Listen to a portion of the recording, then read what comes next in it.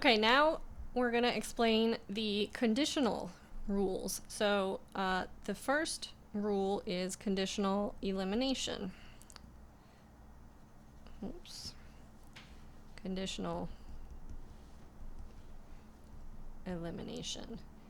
So in this rule, the idea is if you know that a conditional is true, so you have a conditional on one line of your proof, and you have the antecedent of that same conditional, you know the consequent of the conditional must be true.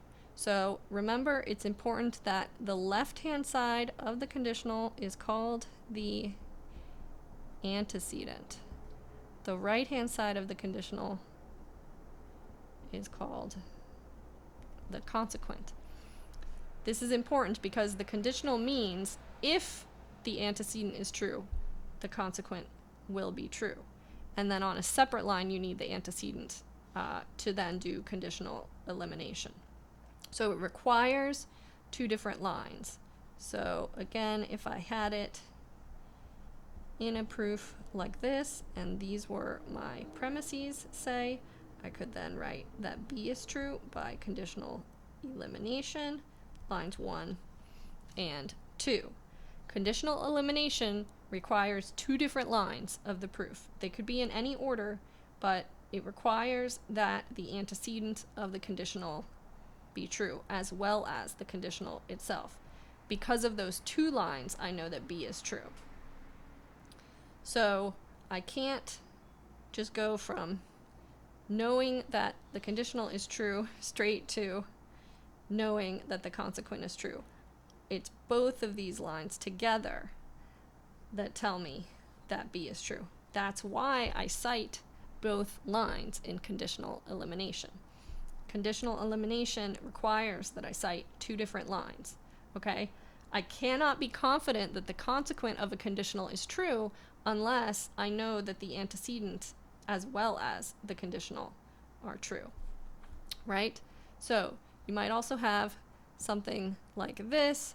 You might have a conditional where the antecedent is more complex. So you would need the entire antecedent on its own line in order to eliminate the conditional, no matter what the conditional is. You don't know that this C is true unless you have the antecedent there on a separate line. So you need two different lines to eliminate the conditional. So again, you need both the antecedent and the conditional itself in order to eliminate the conditional, and that's conditional elimination. Now, you should pause here and do the practice problems for conditional elimination.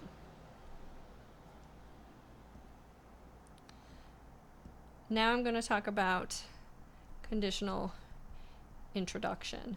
Conditional introduction is a strategy that you use when you need to prove a conditional. So all the rules so far are rules that you use when you have things in the proof and you want to get something else. This requires, conditional introduction requires a subproof.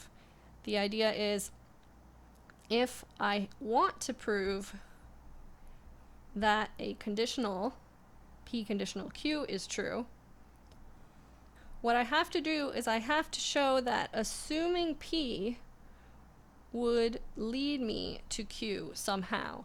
If I can complete a subproof and fill in the middle of the subproof here successfully, then I can say the conditional is true by conditional introduction.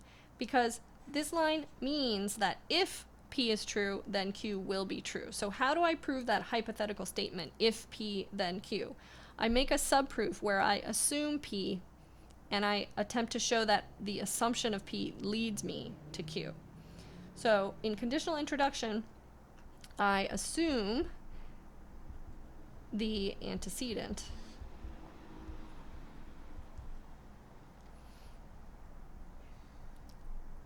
and I prove the consequent. So I start by looking at my goal. I use this rule when my goal is a conditional, and it's a strategy that I use to prove my goal. The strategy is assuming the antecedent and proving the consequent. So, for example, if you had a premise like this, and you were trying to prove this conditional, say this is your premise and this is your goal, how do I get that goal? How do I prove that if A is true, B will be true? Well, I need to make an assumption. Subproofs are assumptions. So I assume that A is true. I look at my goal, whatever is my antecedent of my goal, I assume here in my subproof. And then I attempt to prove that B is true.